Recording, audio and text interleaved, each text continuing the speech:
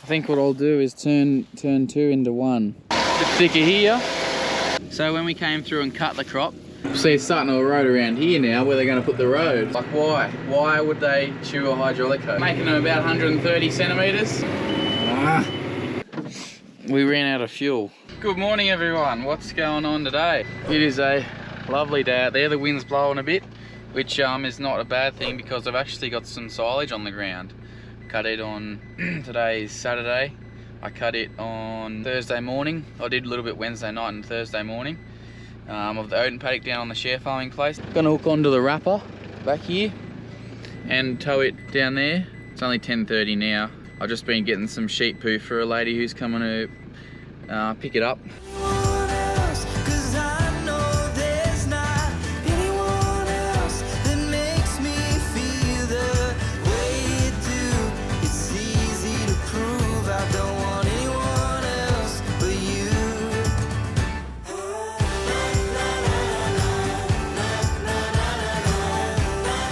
But yeah, so I'm just been doing that and I'm just gonna hook onto this and tow it down there, look it over, make sure everything's all right.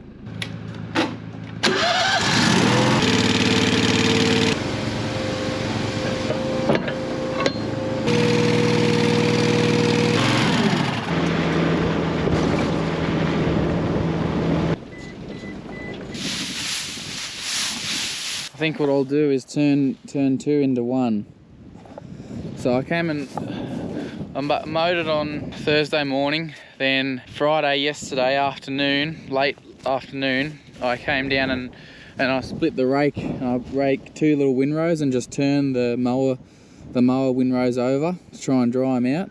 It's actually dried out pretty well today. It was a lot greener yesterday.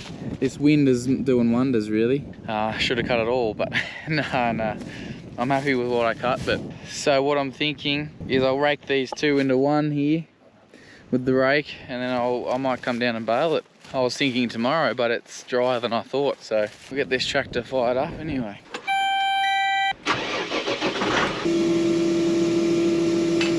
So I'm going to kick it back out to the fence. You'll see this rake actually comes out beside the tractor.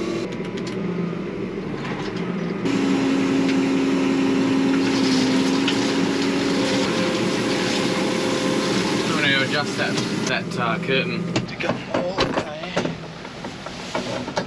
like that.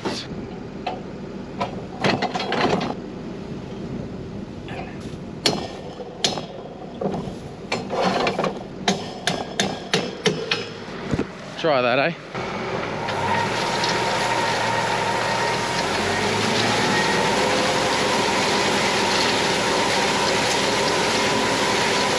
Bit thicker here. Good windrow. So these few bales here that we're going to get off all this country that I've cut now, we'll just leave the bales down at this place and wrap them down here. I would usually take them home so they're easier to, like, so I don't have to bring a tractor down here to load them, but there's probably only 30 or 40, maybe not even that, bales that we'll get off this, so we'll leave them down here, and then if we need them down here or Laura needs them down here for her cattle, then they're down here already, sort of thing. She can just bring the trailer on and hopefully be able to roll them on. Rightio, so as I said yesterday, I came through and I raked two little windrows. I split the rake and I raked two little windrows, and the reason for that is because, so when we came through and cut the crop, we cut it off here, went through a conditioner, then it sat on the ground like that. So all the sun was getting this side of the plant, and obviously there was a lot more on top of it, so the stuff underneath was still pretty wet and never been exposed to the sun. So then yesterday when I came through with the rake and split it, all I did was sort of flip it over like that, so this side was getting sun and pretty much doing what a tedder would be doing pretty well. Not as good, not as effective, but it's the same sort of thing. So now both little windrows have had sun. So now what I'm coming through and doing is push the rake back together. I'm raking these two windrows into one now, so that it's, less time baling. And also talking to John, my mate, today, if I couldn't bale it today and it gets a dew on it overnight, then it's only this little top of the windrow that's going to get wet, as opposed to having it all spread out and all the moisture sitting on all of this and then not being able to rake it until it's dried out again tomorrow. But see, if it's all sitting in a little windrow, only the moisture will sit on top of the little windrow, if that makes sense, instead of being all over it, and then it's only got to dry out this little bit on top. That's what we're doing here. I hope it makes a bit of sense. It's coming along pretty well.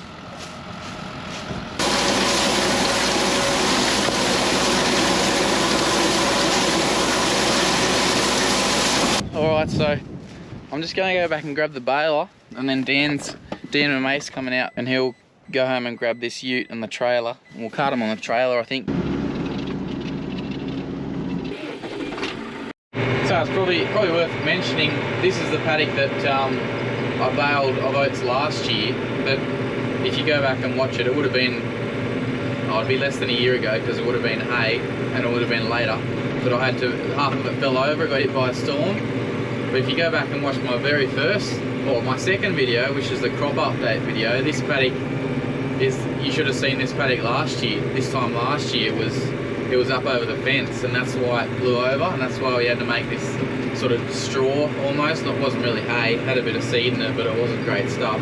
Yeah, if you go back and look at that, it's pretty interesting to see. Yeah, and then it fell over, so these things happen. We're trying again this year, so yeah, we're self-sown, as I've mentioned before, but if you're new, we're having a crack at silage this year. I'm not going to let it get that tall. Not that it was going to anyway. I didn't put urea or anything on this, just because we're going to direct drill brassica straight in after this, after we get this cut off, and I want to save some money and save the urea for that, because I think this year there'll be a real opportunity to fatten some lambs, buy some lambs and fatten them, because a lot of people just won't be able to, whether their place is too wet or you know, the grass is too wet. But down here it's really free draining, real sandy soils, hence why we're about the only people that are able to make silage at the moment. Bridge news, it's still not done. It's probably the same as it was last time you saw it. One day I'm going to fall through that bridge, I swear. See, it's starting to erode around here now where they're going to put the road, so they want to hurry up about it. But you can't really blame them, because there's that many roads that are just terrible, like really need fixing, and that they're working on, but then it just keeps raining and keeps wrecking the roads. The baler was also 2 years old a couple of days ago when it arrived at home there. So yeah, she's born in now.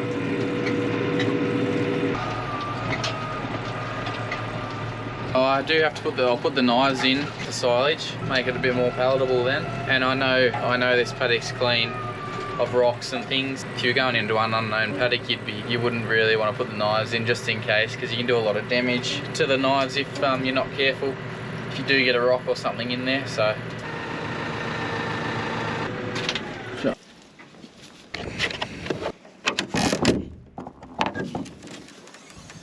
Oh no, I'm wrong, the knives are already in. So they're the knives there. You can put, because if you leave them in, obviously the hay's still coming up past them and blunting the tips off. So there is these blanks in that you can put in, and then they're a flat edge, so they don't get, doesn't matter if they get blunt then. But you can, I'm going to put all of them in. You can put half of them in, so every two in, but I'm going to put all of them in for this. And I think it'll make some really good stuff, hopefully. So yeah, the hay comes up here, and then these are all spinning the same way, and it just starts to form the bale and gets bigger and bigger and bigger. And that's what these belts for. They keep tension on the hay, and then as it gets bigger they just expand through all the different mechanisms up there. It's reasonably simple once you get your head around it a bit. Now, I mentioned in a few videos the Goulburn Farm Machinery came and did the pre-season on it, so the other week, so it should be ready to go. It's just a matter of sailing into these windrows. So you'll see, like, it's dry, but it's not cured. See the little node there in the middle of the stalk? See how it's not sucked in at all? There's still a bulge there, so it hasn't cured. And if you pull that back with your fingernail, there's still moisture in that, and that's what'll make your hay go mouldy, sort of thing. And you're not going to cure it in this sort of weather, like we've been having sort of 15, 16 degrees, 18 degrees. I think it's meant to be 19 or 20 tomorrow, but yeah. So we click this one. So 17 means that's all 17 knives that are in, and then 17. Click it back to the pickup. So that's just, they're your knives. Then you click this so it's all on the one spool. They're the knives. That's your hydraulic floor. If it gets blocked, you just drop that and then it sort of spits the hay out. If you get a big clump of hay, and then that's your pickup. So that just changes them. You just click that button, whatever one you want to operate with the one spool. Then you don't have to have 4 or 5 different remotes. Then makes it easy. Now we just hope that it'll actually bale hay. My first time last year, I did a bit of silage in a braidwood, and went into a windrow, started up, was all going well, got out and there was no density in the bale. So I bumped the density up, did it again, did 3 or 4, no density in any of them. And then I got up in the top there and the rats had chewed a hydraulic line that keeps the pressure on the baler, on the chamber. And that's why there was no pressure in the bales, because it was just spitting oil back out that little hole. Little buggers, like just for no reason. Like why would they chew a hydraulic hose? It was just a little bite, like, yeah, anyway, it's pretty frustrating. So I made sure everything was just completely clean this year, and fingers crossed. I did check that hose.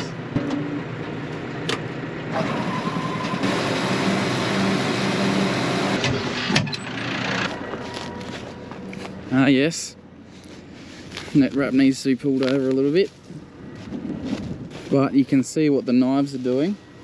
See how it's almost chaff?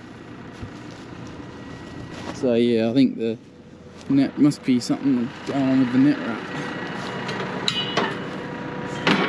Oh yeah, the brake was still on.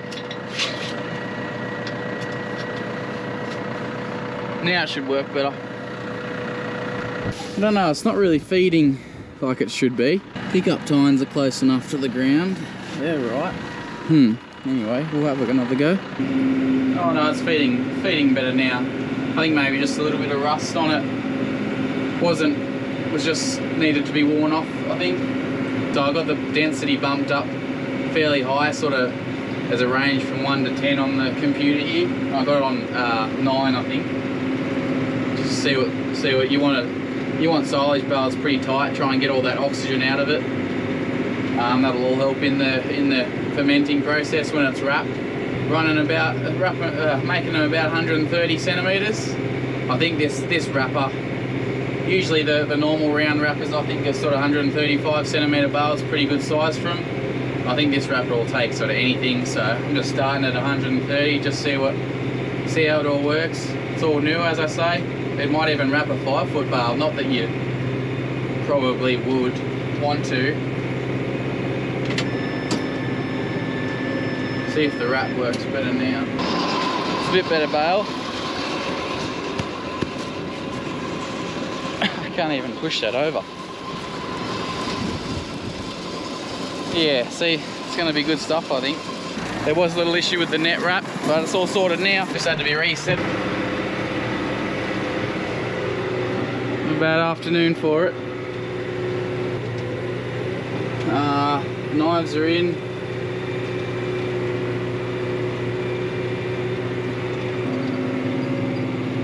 Dan's down here now, he's raking in front of me there. He brought Maggie down with him, he brought my ute too with the trailer. It's not going too bad. I'm having a few issues with the net wrap. It's not tripping the knife to cut it. I think I got it sorted now, we'll see. This is why you test things out before you go mad. Silaging and things. First day problems, eh?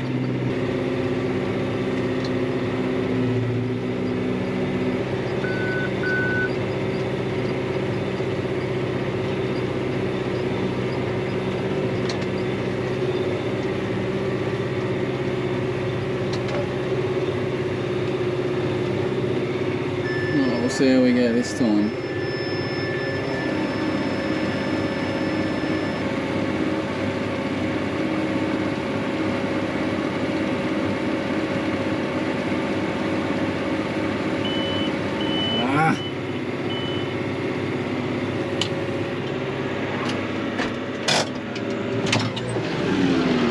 this thing down here. See how it just clicked then? Now I bet you it works. Come on, mate. Yeah, that'll do, Dan. Yep. Just don't get that third windrow, otherwise it might get a bit heavy. Yeah, no dramas. Does it matter if I drive on one or just try and straddle it? No, it's right, yeah. No, what you're doing is fine. A bit heavier over this side. Sun's gone now. Start getting a bit tougher probably.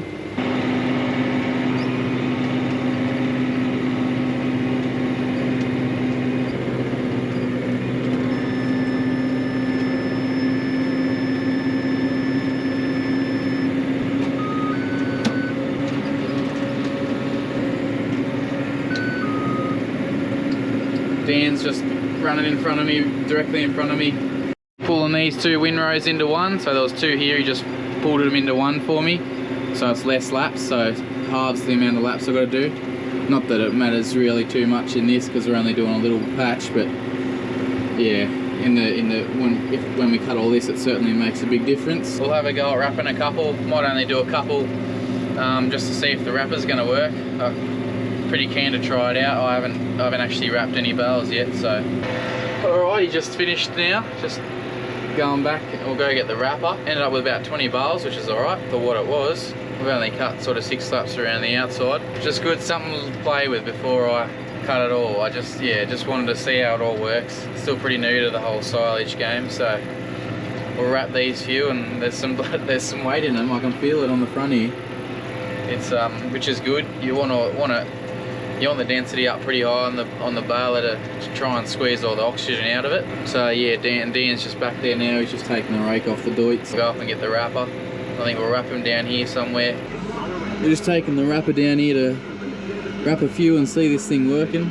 I really want to see it working first, so we'll just do a few tonight and then we'll probably come back and do the rest in the morning.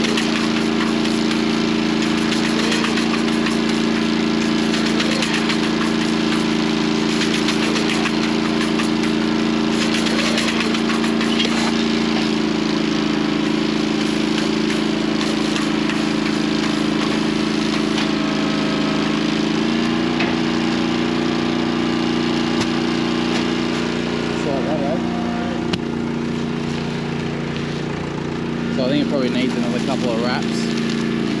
Yeah.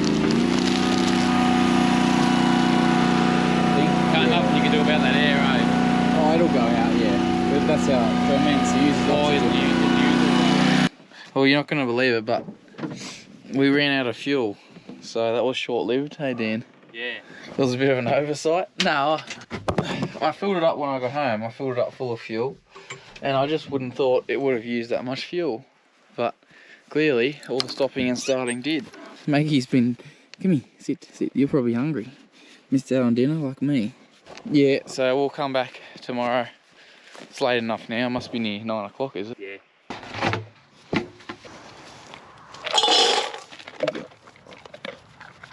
Hi, son. What are you doing? Did I wake you up? Alrighty, guys. I'll leave that video there. I'll probably make another one tomorrow when you can actually see what's going on with the wrapper and things. Hope you enjoyed that one. And any questions, put them down below. And with that, we'll catch you in the next one. Alrighty, see ya. Bye.